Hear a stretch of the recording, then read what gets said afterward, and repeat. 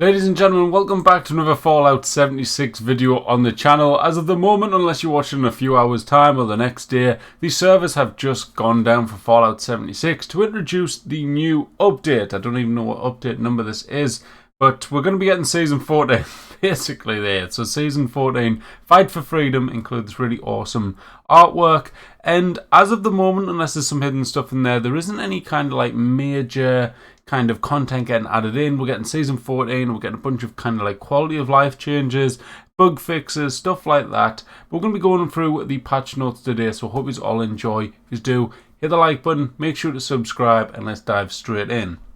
Now, as always, I'm doing this no kind of editing, just go straight at it, read through it, see what's going on. And right here we can see that the update is going to be a max of 11.5 gig for those on Microsoft Store, for PlayStation 10.9, for Xbox 11.4, and if you're lucky enough to be on Steam, 2.6 gig. So I think it's because on Steam it comes as a kind of like compressed file, and it's just easier to download, stuff like that. So very small update really when you look at the size of it on Steam.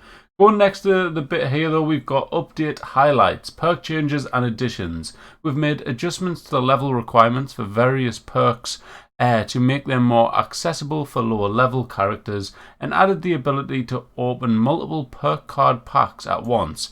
That is a beautiful change. I don't know about you guys, but I leave it to the fact I have hundreds of perk card packs, and you sit there just basically pressing, is it square and X or X and A, depending on what controller you use. I don't know what you use on Steam, on PC, but yeah. Anyways, new perks. We've added 2 new perks. So I have spoke about these before. I've got a video all focused on them, but there's 2 coming in with Arms Keeper, which reduces the weight of rifles. With each level, you get 25%, 50%, and 75% per rank. Then we've got Stable Tools, which is automatic melee weapon durability bonus with a 10% bonus at level 1, 25 at 2, and 40 at rank 3. Next up, we've got Season 14 Fight for Freedom. This is going to include a new ally called Grandma Junko, who is on a mission to find her grandchildren, she thinks. While her memory isn't what it used to be, she can still cook up a good old-fashioned home-cooked meal for you. I've also got a video all on her, kind of going slightly into her backstory and stuff if you want to check that out. It's also going to include the presidential Power Armor skins, who need Secret Service when you have Power Armor. Oval Office, create your own base of operations with the Oval Office rug and wallpaper. There's also like a desk in there as well, which is pretty cool. Auto Miner Collectron, this new Collectron collects all the mining for you, hunting for the ore, which is pretty cool because to this day I don't think, unless I'm mistaken, that there is a Collectron that goes around just collecting ore for you. I might be wrong, it might be one of the settings. But I don't think there's one actually specifically focused on that. Might be wrong, let me know in the comments. Updating an upcoming birthday event. We're celebrating 5 years of Fallout 76 on November the 14th. Come with us by completing unique birthday party challenges every day in your birthday suit to unlock new festive rewards. I don't know why Bethesda wants us to get naked, but never mind. It's a bit of a weird one. But yeah, this new event is going to be coming from November the 7th till the 21st. So we normally get like quite a few ones like this now, where it's like in between each season we get this kind of event now. It seems to be like a running thing. I think we've had this like 3 times in a row now. So cool to see them doing it again, especially for the 5th birthday of Fallout 76. I would like to see them do a bit more. Hopefully we've got an update as well with some cool new additions, but we'll have to wait and see. Now we're going straight into what looks to be all of the bug fixes. So design changes and improvements. Going first up with balance, we've got encounters. So we've reduced enemy difficulty and added more healing items and ammo to Summersville and Morgantown. This sounds a bit useless to most players, but for new players that's probably very helpful. We've reduced the frequency of NPC attacks on player camps, ideal. Legendary creatures no longer mutate at 50% health to have health regeneration, but instead have 60% increased health. So I did do a video on this as well from the PTS, and basically this got found where it was kind of like the Scorchbeast Queen and Earl, their health's been boosted, but also from this as well we found out It's not just them, it's going to be all legendary creatures. Now, if you've played the game long enough, you will know that legendary creatures' health can kind of sometimes glitch out. It'll get down to the barrier where it's meant to go straight up, but it'll just keep going. It'll go down to the basically dead. Sometimes it works in your favour, you get the kill. Sometimes it goes right down and then shoots back up, and then basically you having to do more damage than what you need to do. Next up after that though, we've got going back to that point, actually it should make it run a lot smoother. It's got less kind of animations and stuff to do, so hopefully that makes the game run smoother. Next one, we've made various changes to health, resistances and weapon damage for the following creatures: Soup Mutant, Protectron, Mole Rat, Mr. Handy / Gutsy, Feral Ghoul, Scorched, Glowing One, Assaultron, Myler King, Myler Crab, Cave Cricket, Rad Scorpion, Angler, Floater, Mutant Hound, Liberator and Myler Hunter. I'm interested to see what's happened with that, if there's been actually much change. But yeah, that sounds pretty cool. Maybe it means the game's going to be harder, hopefully not easier, but we'll see. Resistances, protection from acid, electricity and radiation have been corrected to more accurately target the specific type of damage dealt.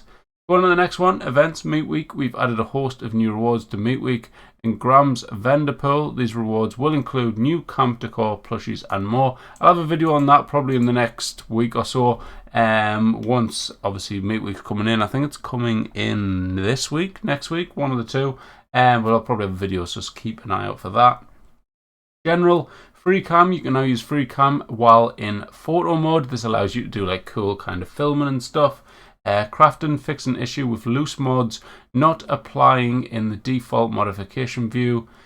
Quests, invisible ties now points to Mama Dolce's instead of Vault 76 to find Liberators. Interesting. Yeah, that's also because Liberators have been taken away from Vault 76 and replaced with ghouls. Items, build mode. We've renamed over 600 camp items for greater clarity while building. Donation box has been added outside of Vault 76 as a cool new feature to help new players and stuff. If you've got any materials that you don't want, or maybe plans and stuff like that, you can go throw them in there. Players now have more default recipes for more options while building their first camp. That's a cool little addition there, so people's got more stuff to build when they're starting out. Power armor, we've added level 10 versions of T45 and Raider power armor. Now I've got to be honest guys, here, right? A lot of people get these kind of complaints in every time, and I've got to be honest, going through these so far, there might be some stuff to change my mind, but at the moment, all of the changes I'm seeing pretty much are all focused on new players. There's nothing there for the kind of existing player base that's been playing for, say, the last 5 years. So I'm really hoping to add something in further as we go in for the existing players that's been playing for a long time. Because at the minute, it's all focused on new accounts, like level 10 versions, new camp items when you start the game, just lots and lots of stuff that we've mentioned. Go to the next one, Gilman Lumber Mill. Adjustments to the Gilman Lumber Mill location. Some people's got weird theories about this, linking to the Enclave and stuff. Have to keep an eye out on that. Need to go check it out as well. Vault 76 replaced the Liberator bots outside with ghouls. New players will no longer receive an unnamed radio station with information on Nuka World on Tour upon leaving the vault. Workbench changes. All workbench listings now use alphabetical order, and item names are standardized across all lists. The Show Unlockable button now shows recipes you can learn through a plan, scrapping, or can purchase in the Atomic Shop. 1-star legendary mods no longer show up under random legendary mods. 2- and 3-star mods now display correctly under current mods when inspecting an item. Improved the learned mod counter as well. User interface, daily ops will no longer receive, players will no longer receive daily ops notifications until level 50. Fanfare, we've reduced the number of pop-ups that appear when leaving the Vault 76 for the first time. We've added a new filter when viewing the perk cards. Again, we've got some more stuff for the new players there. Maybe they're thinking there's going to be a lot of new players come to the game. If that is the case, I'll be really happy. That'll be great, really good for the game, adding all these new players. But it does seem that they're focusing a lot on kind of as if they're going to rebrand 76 and make the new game so it starts off in a lot better way. But I don't know, it's not a bad thing that they're focusing and adding all these stuff to the new side of the game, like for new characters, new players. But it would be nice to see some extra for the longer player base as well. Going on to bug fixes and improvements now. Here is probably the long bit. Yep, it's definitely the long bit. So bear with me and let's get through it, and drop any comments if you hear me say anything exciting which I may have skipped over. So we've got art, various fixes to camp items that has incorrect textures or destroyed states. Adjusted the lighting to DEFCON sign numbers to be more consistent. What a surprise, one of the new stuff is broken. Various fixes to camp items that continue to play sound effects after being destroyed. The Blue Ridge truck trailer is now located in the miscellaneous tab. Players can no longer disarm bone chimes in another player's camp. The Gulper rug is now easier to place. Atomic Shop headwear can now be placed in display cases. Ice tongs can now be displayed. Wow. Why is that a thing? The Free State's Under Armour no longer clips into the female mannequin's chest and wrist. They fixed that, lovely. Daily's Blood Eagle ghouls now count towards the Kill Blood Eagle daily challenges. Fix various challenges to defeat an enemy with a specific weapon that would progress when defeating an enemy with a throwable weapon instead.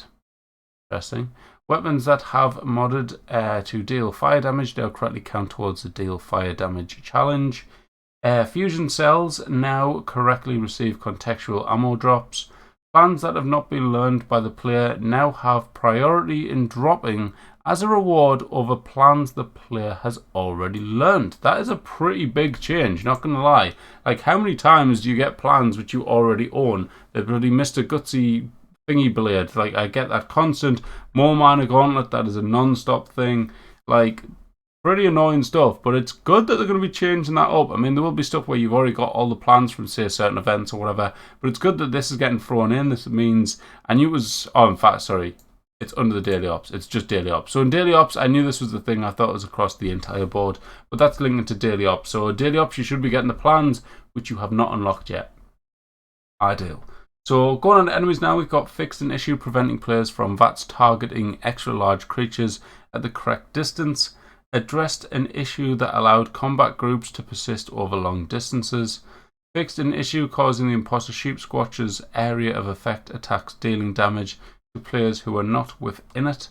Environment hazards fixed the location of toxic water that was not producing radiation damage. Nuke effects will no longer appear indoors. That'll be interesting if that's actually worked or not. Events and expeditions. Players can no longer become stuck inside the vertibird after completing an expedition. I'd like to put that to the test. This event has been disabled. Hunter 100 has been disabled, and the radio station will no longer appear on the Pip-Boy. Interesting, because I wonder why they've removed that. Is it because no one's playing the PvP side of things? I wouldn't be surprised, because they are slowly taking out PvP, so maybe it is because just no one does it, or very, very few. Local looting fixed an issue causing players to be able to loot acidic gulper venom using the nearby corpses menu during Moonshine Jamboree. Gulpers will no longer get stuck behind the field stall. Also, Moonshine Jamboree, we've got fixed an issue where players can fail the event when depositing venom in the final few seconds of Wave 4. Fixed an issue where players could become stuck in dialogue with Moonshine and Ned. Most Wanted, robots in the Most Wanted event no longer spawn at a single point and become locked inside the outhouse. Mutated public events, mutated party packs rewarded from completing mutated public events now grants healing cells after all recipes are known. Spin the wheel, destroying the Vim Natter machine now correctly advances the event to win in a timely manner. Gameplay, we've got 2 for fast travel. Fixed an issue that could cause that could sometimes prevent players from fast traveling. So this is the actual fast travel bug. They are claiming that it's actually been fixed, and I'm kind of interested to see whether or not it's actually true. Let me know in the comments once this is up in future videos, whatever you like. Has it been fixed? Is there still issues ongoing with fast traveling, or is it a lot better now? It's going to be exciting to see if after all these years they have fixed it. Fixed an instance where players are shown incorrect fast travel information when hovering over map markers. Rad Scorpion Omelette and Tasty Rad Scorpion Omelette now cure Formula P. The Berserker legendary effect is now correctly giving a damage boost when no resistances are active. The Unyielding legendary effect once again provides additional bonuses when low on health. I heard about this kind of being a bit buggy where it would get to a certain point and it wouldn't drop and give you extra, so I'm presuming that's that. The Girded Armor mod will no longer disappear from the player's recipe list when replaced by another mod. Weapons and armor the player knows the plans to craft can once again drop as legendary items after defeating a legendary enemy. Plans, we've got players that learned the domestic kitchen tables plan can once again build them. Localization, various localization fixes in all languages, brilliant. Perks, Brotherhood, Recon and Metal Armor Chest Piece Ultralight build mods now require the Armorer perk. Carnivore Mutation now works with the Cannibal perk. Grenadier perk now applies to Gauss weapons. Good with Salt, the description now correctly states that effects of the Refrigerated Backpack mod do not stack with Good with Salt. We've significantly increased the damage bonus with Gun Fu on all ranks. That could be an interesting one. The Ninja perk now accurately states its effects, as it should have from the beginning of the game. Sneak attacks with melee weapons do an additional 30, 60 and 90% sneak attack damage. That could mean sneak damage has got some pretty decent improvements there. Taking one for the team fixed an edge case in which taking one for the team would not apply correctly when multiple party members are hit at the same time.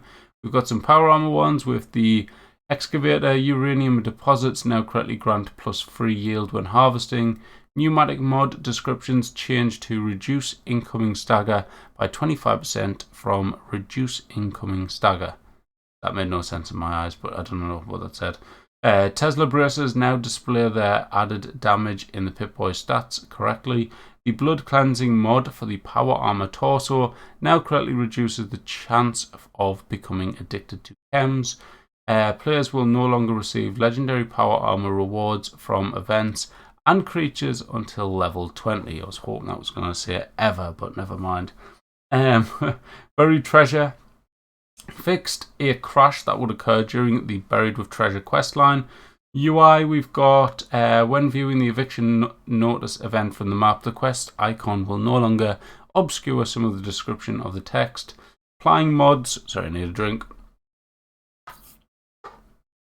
Applying mods to the military fatigues now updates their name with the correct prefix. Applying the Ogua Shell backpack skin to the backpack now correctly changed its name. Fixed an issue where several non-legendary descriptions appeared in the UI when picking up legendary power armor. The fire mode start now correctly shows in the transfer menu. The Pip-Boy auto scroll display setting now correctly switches to off when restoring default settings. Fix an issue preventing players from using the scrap all function at workbenches if they have a quest item from Ward in their inventory. I did hear about that one and I don't know why it was linked, but yeah, never mind. Fix an issue where the highlighted item in the trade menu can change while setting the price. And then finally, the last few guys for weapons, we've got damage. We've adjusted the way plasma gun mods deal physical and energy damage to be more in line with each other. The result is a slight boost in physical damage and a slight decrease in energy damage. Laser guns, the sniper rifle barrel for laser guns now correctly uses charging fire mode. The basher, plus 50% VATS chance and nocturnal legendary effects are now working properly. Melee players can now no longer attack with auto melee weapons and sprint at the same time in third person. Mods for the prime capacitor and the prime receiver mods for the plasma gun, enclave plasma gun, plasma caster and Gatling plasma no longer incorrectly deal additional damage above the amount also added to physical damage. Fixed an issue causing melee power attacks to sometimes not register as a power attack. And salvaged Assaultron head. The fire mode for this now correctly states it has a charging fire mode. Gauss shotguns obtained prior to the Once in a Blue Moon update now adhere to the balance changes. And that, ladies and gentlemen, is all of the patch notes, and it just took 20 minutes to read all of that. Jesus Christ. Anyways, I hope you all enjoyed, guys. Let me know if there's anything that really stood out massively to you, and I hope you enjoy the new season. I'll be uploading more videos later today, so stay tuned for that, as well as tomorrow. So thank you all for watching. If you enjoyed, hit the like button, make sure to subscribe, and I'll catch you in the next one. Bye bye.